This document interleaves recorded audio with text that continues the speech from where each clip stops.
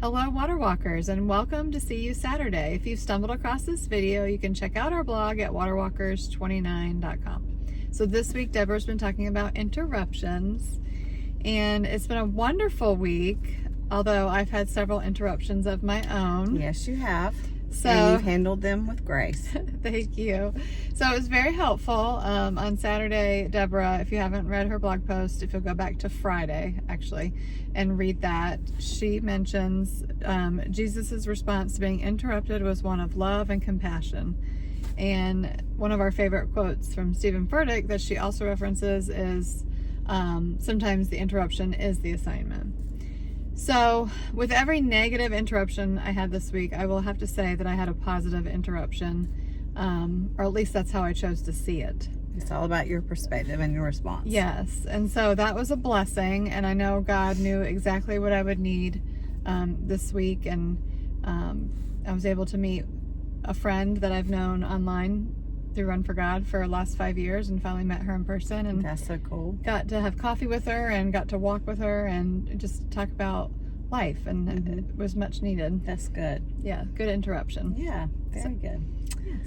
Well, so a couple of things that I want to touch on. So on Friday's post, you kind of mentioned it.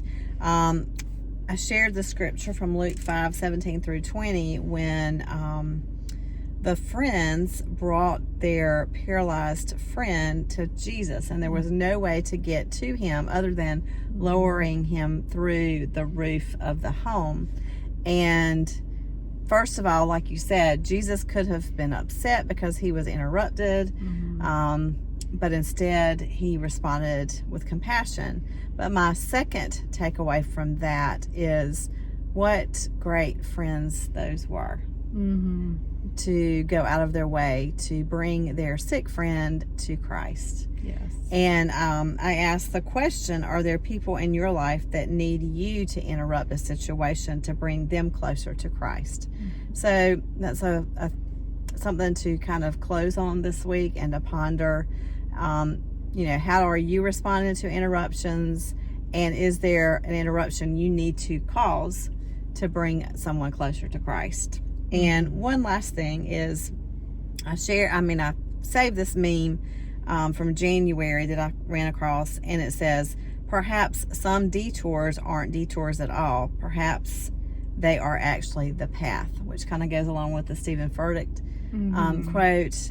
This one's by Catherine Wolfe, just a different way to look at it. But, for example, yesterday I was going with some colleagues to a meeting in Myrtle Beach, and I had it in my GPS the way we were going, and it kept wanting me, we were going to the convention center, but it kept wanting me to turn off first on 544, and then it wanted me to go at Market Commons. And I'm like, why in the world would it want me to turn here instead of going all the way down? Well, about the time we got to Market Commons, we could see up ahead this line of backed up traffic, and a lot of traffic lights were out, and so thank goodness I heeded that interruption and I went that way, or another colleague got stuck in that traffic and was very late to the meeting. So, just kind of heed those interruptions and those detours, because God might have a better plan in store, or he always does. Yes, that's a very good point. Love it.